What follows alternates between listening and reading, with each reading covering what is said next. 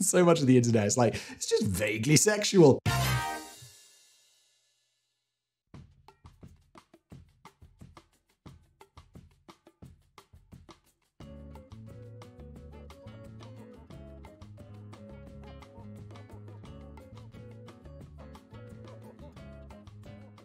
I promised to write this script in our previous episode about the dumbest trends on YouTube, so I'm happy that the video did well enough to allow me to deliver on that promise. We're doing TikTok videos today, like dumbest trends on TikTok. Welcome to the show. Kevin writes it, I read it. Let's jump in.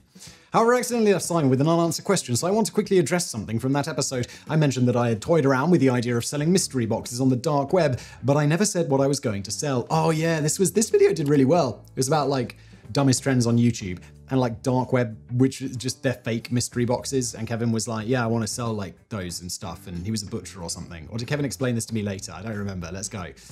I ultimately wound up cutting the explanation from the script for a time, a decision I wouldn't have made if I realized there was going to be 17 minutes and 56 seconds of tangents. And I don't think he pulled that number out of the air. Ice cream's so good, and the disturbing thing is, while I am enormously out of touch with pop culture, I do know that reference. Thank you for watching!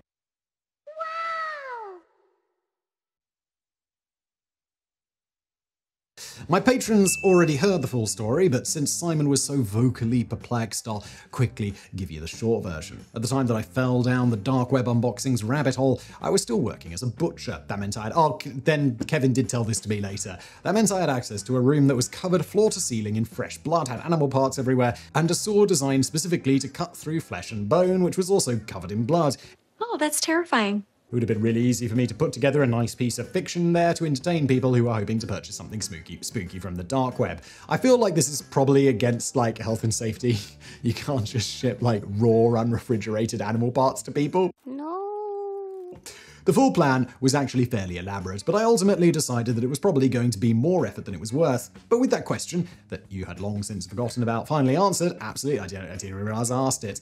It's time to move our attention toward more dumb trends, this time focusing on TikTok rather than YouTube. I feel like it's going to be even more stupid, because TikTok feels like TikTok's great. I don't use it, but everyone tells me it's great.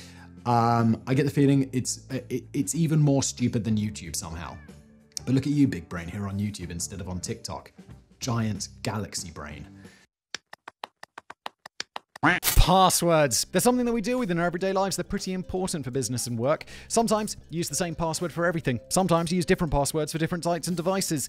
And how many times have we seen that message that one or more of our passwords was part of some sort of data leak and should be changed? It's quite the hassle, especially if it's going to affect your work. Well, what if I told you there was a way to encrypt all of your passwords so that you don't need to worry about any pesky data links anymore? Enter NordPass, one of the leading proprietary password managers since 2019. With NordPass, you have the ability to organize your passwords and your notes, keeping them locked up tight in one safe and secure place. Think of it as your own personal bank vault, impenetrable from the outside, with you being the one in charge of it. Just head to nordpass.com/brainblaze and use the activation code BRAINBLAZE to start your 3-month NordPass trial. It's for a limited time only, so act now and secure your passwords as quickly as possible. NordPass is available on numerous platforms such as Windows, Android, and iOS. NordPass also offers browser extensions on Google Chrome, Firefox, Microsoft Edge, Safari, and others. So don't worry if your computer or browser is compatible with this wonderful service, as NordPass is inclusive in the best way possible. Secure your business easily with a 3-month NordPass trial. Use the activation code BRAINBLAZE at nordpass.com/brainblaze. Remember, limited time offer, so go there now. And now back to today's video. And of course, we'll have to start with the one that we teased at the end of that episode. Stay a while and listen. NPC stands for non-player character, and it's been a common phrase in video games for decades. This is such a weird trend. I'll let Kevin explain it. That's why he writes it. I pay him to do that. It makes sense that he should, but it's weird. If you've not heard of this, get ready to find it weird. Joke's on you, I'm into that shit! These are characters controlled by the computer rather than the player, and they could be shopkeepers, characters that give you quests, or random guards that aren't important and will just repeat the same 1 or 2 phrases over and over again if you try to interact with them. Hello, Advent Skip. There's a drag Skip. The castle Skip. Monster Skip. The sword of Skip. Here's the sword of Skip. It's also a derogatory phrase used by conspiracy theorists and extremist ideologues to refer to anybody that disagrees with their insane perception of reality. Yeah, I've definitely been called this on Twitter, where it's like people be like, oh, Simon just perpetrating the mainstream media thing. And it's like, well, yeah, in this case, I am, because it's the f***ing truth, you dumbass. No amount of genius can stop your dumb, mediocre, vacuous roots from digging into everything and everyone around you and draining them. Of course, the fact that a person can only interact with NPCs by immersing themselves into a fantasy world is the kind of irony that is completely lost on these people. However, in 2023, the phrase NPC took on an entirely new meaning thanks to the TikTok sensation Pinky Doll. Even if she wasn't the first person to go live on TikTok doing NPC streams, she was the first person that anybody ever noticed. And it is completely insane. The way the stream works is that Pinky Doll would just stand there swaying in a very awkward, inhumane way, like she was a video game character repeating the same 3 frames of animation over and over again until she was paid to do something. TikTok doesn't do something straightforward like let people donate cash money to streamers, nor do they let you buy tokens or bits that you can give directly to the streamers. That would be far too simple and make it too easy to keep track of how much money you were spending. First, you have to purchase coins from TikTok. Then you can use those coins to buy gifts to give to the streamers. These gifts vary wildly in price, with the most expensive gift being about $500. Woo! Shit. Pinky Doll would recite a different phrase or perform a different action for each type of gift she was given. For example, if somebody sent an ice cream cone as a gift, it would cause her to say, ice cream, so good. There was another gift that would cause her to turn around, bend over a bit, and shake her ass, though I couldn't figure out from the clips what exactly was triggering that response. But that's not important. What's important was the entire thing was just vaguely sexual. So much of the internet is like, it's just vaguely sexual. Why is everyone on the internet so horny? Hopefully, that didn't come across as any sort of surprise, as there's a long history of overlap between gaming and internet sex work. I'm going to Coom. $10,000 will go out to my favorite streamer, causing her to say my name. I will channel my chakras straight to my balls. If you were to check out Chatterbait or My Free Cams right now, I can guarantee you that there would be numerous girls who were naked online playing games like League of Legends, and, well, why wouldn't there be? It should be pretty obvious that there's some major overlap between the subsets of guys who play video games in their parents' basements and the subset of guys who masturbate in their parents' basements.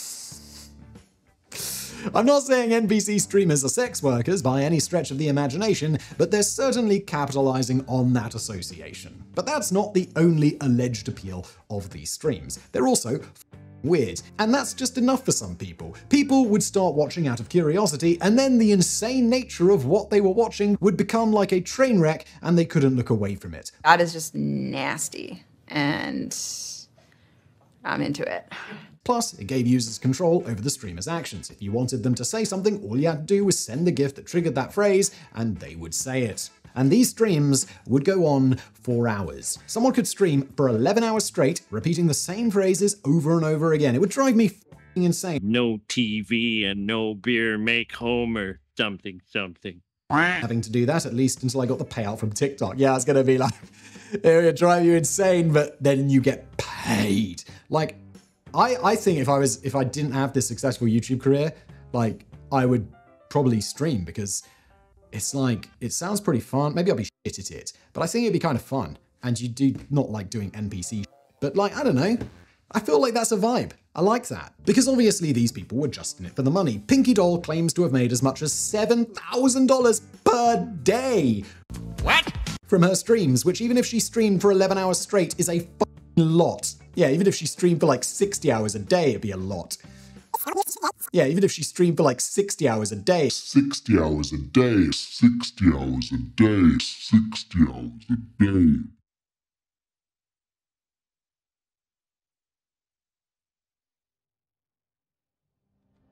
Hey, you're finally awake. $2.1 million. For that amount of money, I would do more degrading things than just saying on stream, hee-haw, yes, you got me feeling like a cowgirl, let me ride it. Yeah, but Kevin, no one wants to pay you to do... I certainly can't fault Pinky Doll and those that came after her by being motivated by that amount of money, but before you go begging Simon to host an NPC stream, not happening, it's also worth noting just how inexpensive these gifts are. If you buy a reasonable amount of them at a time, coins on TikTok are basically worth a penny. At 99 coins, the gift that would make Pinky Doll say her cowgirl phrase was only worth $1. Yes, but it takes 2 seconds to say, and then you've got $1. We got $1, we got $1, we got $1, hey, hey, hey. And while the gifts do go up to $500, 99 coins is on the more expensive side for gifts. If you want Pinky Doll to say, ice cream's so good, the ice cream cone was worth only 1 coin. Wait, that's like a cent. That's not worth it. But if it's $1, it's worth it. Since Simon won't even do Cameo since it isn't worth his time. Oh God, Cameo. It's like, yeah, it's...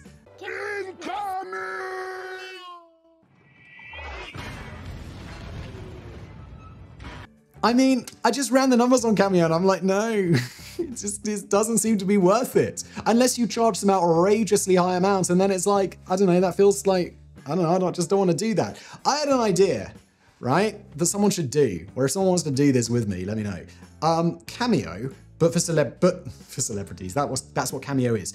Cameo, but for charities. Because if there was a Cameo and it was all automatically hooked up so that people, and then I could charge more because I'd be like, it's for charity. Look, either give the money or don't give the money. It's not going in my pocket. It's for charity. Then you could charge, like, I'd feel way more comfortable charging lots of money for that. So, and I think lots of celebrities would too. Because then what you do is you just hook it up, you choose your charity on the app, and then you get your celebrities in there, and so you'd have to donate, like, I don't know, $500 or whatever, and then you could get a Cameo for me, and the money just goes directly to a charity of my choice. I think that would be awesome, and then I'd do it. And if I could do a Cameo and it all went automatically to charity, I'm not going to do it myself because I don't want to deal with that accounting headache. But if that was all done automatically, I think that'd be fucking awesome. And it also takes away that thing of, like, there's another reason, like, I think a lot of famous people don't want to do cameos because it's like, it's, how to say this without sounding like a douchebag. If you were making loads of money and being successful at your career, you wouldn't need to do Cameo. I realize that makes me sound like a douchebag. Apologies for that, but I think the doing it for charity thing gets around that problem, which I think would be cool. But wait, was Pinky Doll really only getting paid 1 cent each time she stuck out her tongue and said how good it tasted? Well, no, because TikTok takes 50%. Holy shit, you take more than YouTube. She was getting paid half a penny each time she did that. Don't get me wrong, I'd absolutely still do that for $7,000 per day, since her streams were usually like 5 to 6 hours. But at those rates, it's going to take a lot of gifts and a lot of repetitive catchphrases to make that money add up. Also, and thank God, it's too late now anyway. Pinky Doll may have gotten a bag, but this trend died off almost as quickly as it rose to popularity. There was a time when scrolling through TikTok Live would have been nothing but a barrage of NPC I didn't even know TikTok Live was a thing. And even though I just read a thing about how it was a thing. Great job. But at the time of writing, there is only a single TikTok NPC streamer live right now. She also has less viewers than a stream that just features a couple of Asian loggers splitting trees on a bandsaw, okay? Joke's on you, I'm into that shit. TikTok, everybody. Admittedly, I did watch that second stream for longer because it was way more entertaining. Stupid and dangerous challenges. TikTok is full of stupid challenges, although what qualifies as stupid and as a challenge are both a bit subjective. Yeah, like pranks on YouTube. It's like, that's not a prank. Stop it. Pranks were definitely on one of the previous, like, stupid on YouTube videos, right? Yep. For example, I personally thought that the Ice Bucket Challenge was stupid, despite the fact that it was for a good cause. Was it Patrick Stewart, Captain Picard, who just wrote the check?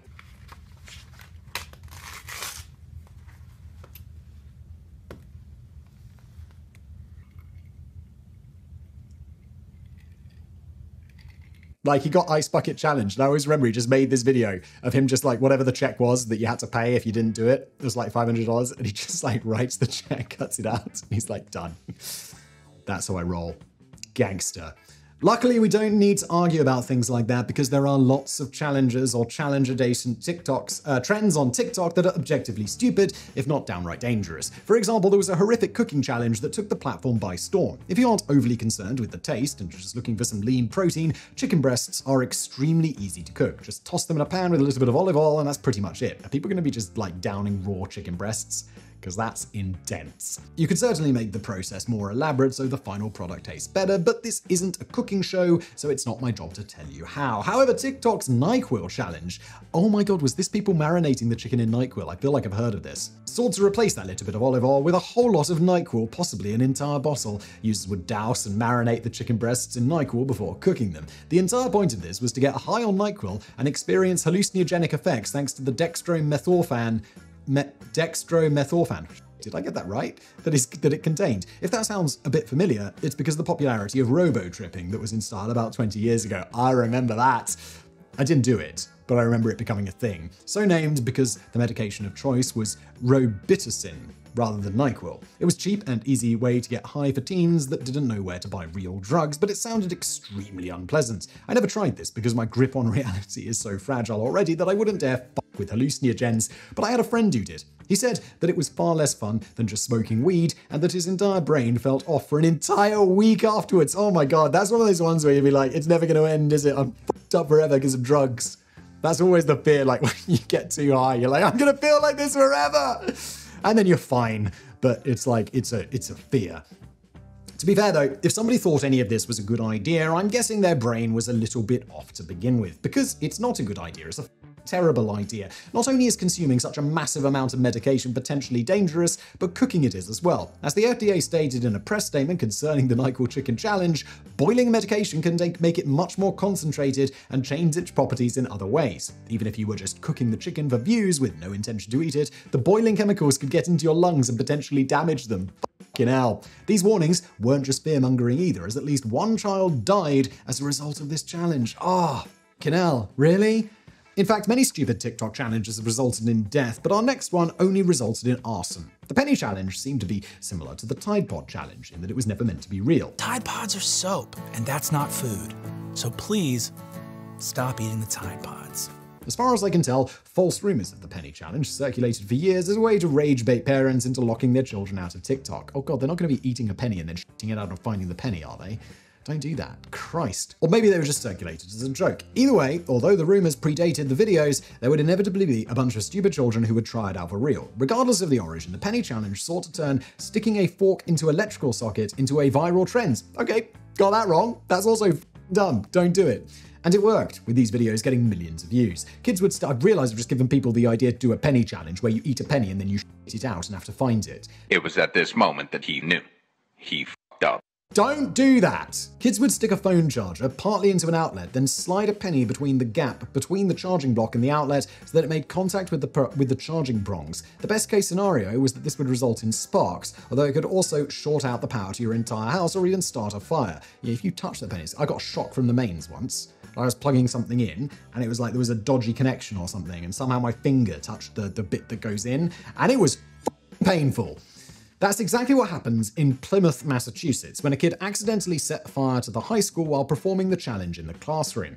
I'm sure his classmates all thought he was a hero for getting them out of having to do schoolwork, but the fire department thought differently. The kid was charged with arson and undoubtedly suspended from school. But the worst part, he never got to post the TikTok video. What's the point of burning down your school if you can't get meaningless internet points for it? The final trend in this category that I want to talk about isn't really a challenge, but it is exceptionally stupid. It's called full face wax. Ah, no! Like as in like waxing the hair off? Ah! Does that include the head as well? The trend appears to have been started, and is mostly limited to, the account for Capsalon Freedom Barbershop in the Netherlands. Even if it hasn't spawned the massive quantity of copycats that would normally be necessary to qualify as a trend, Capsalon Freedom has been posting these videos for at least 3 years, and they still continue to get millions or even tens of millions of views, so I'm going to count it. As the name suggests, these videos involve one of the hairdressers covering a person's entire face in wax, including the eyes. In one video, the hairdresser struck his best Salt Bae pose while dripping copious amounts of wax from his hands onto the victim's face.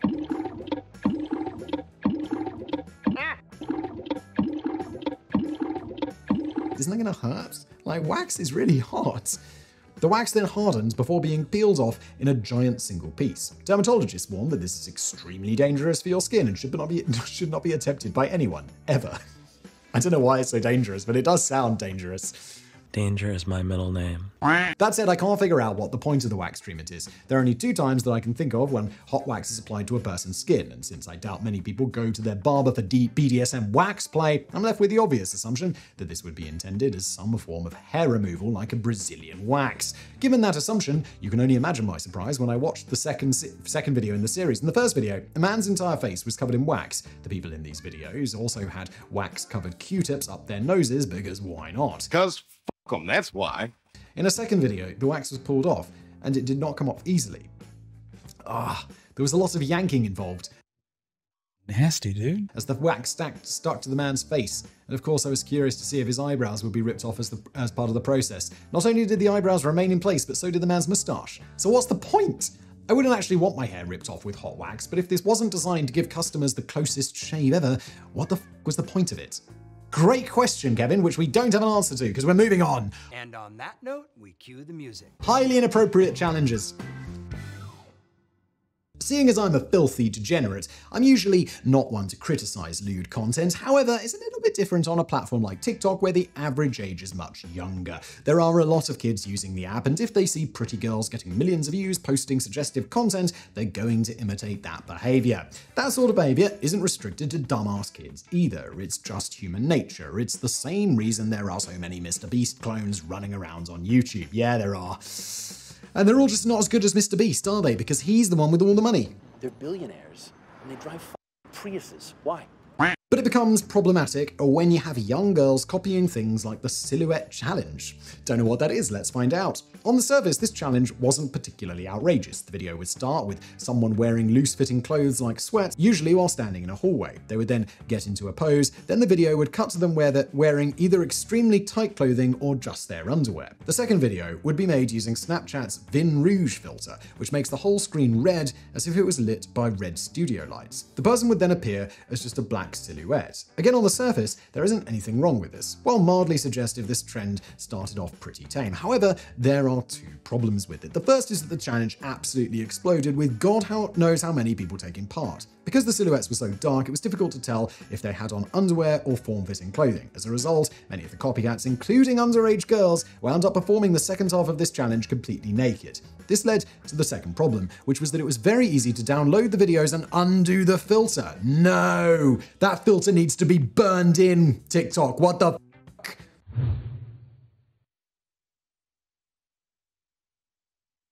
Perverts quickly began downloading all of the Silhouette Challenge videos and removing the filters to create a collection of illegal pornography. Fuck you!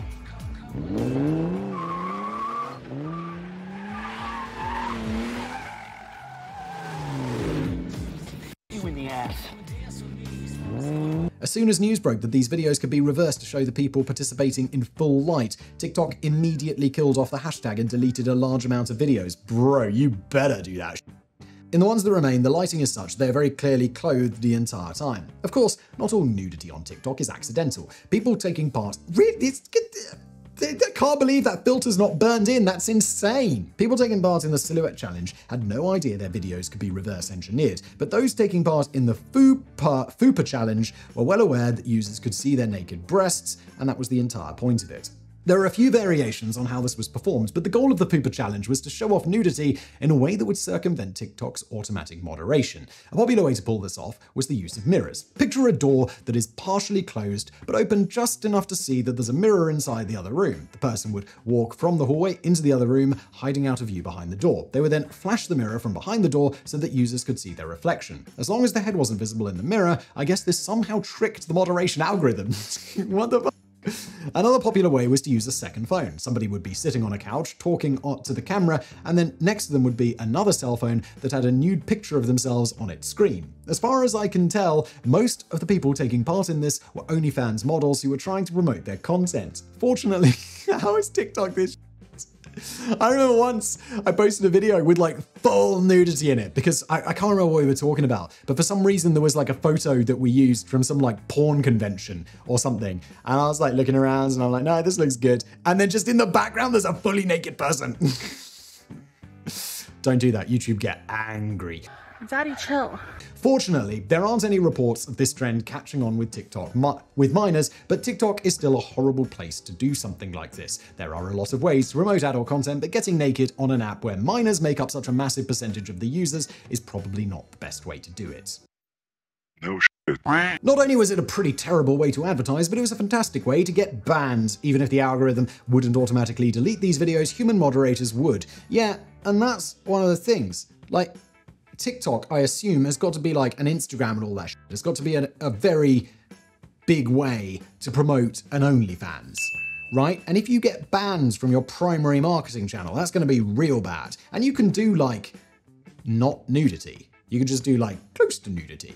And then sell the OnlyFans, no?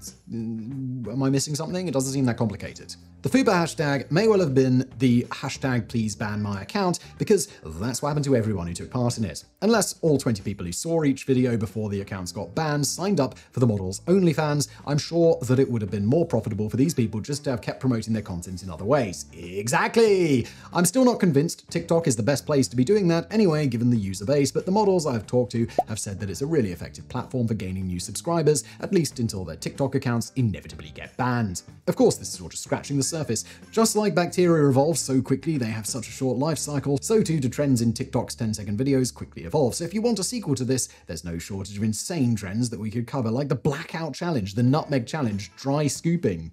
I don't even know what that is, but no! Luba's makeup primer, the tooth filling challenge, the cha-cha slide challenge, the corn cob challenge. What the the corn cob challenge. You guys remember those videos where it's like someone puts a corn on like a drill, it's like, and then they try to eat it and it takes out their teeth. No, man. Please tell me that's not the corn cob challenge, because that's a video I'll never get out of my mind. The verbal abuse challenge and the pee your pants challenge. Quick, Simon, can you guess which one of those 10 I just made up? I don't know, they all seem like believable but bad. Of course you can't, because they're all 100% real. Boom, big brain. Thanks for watching.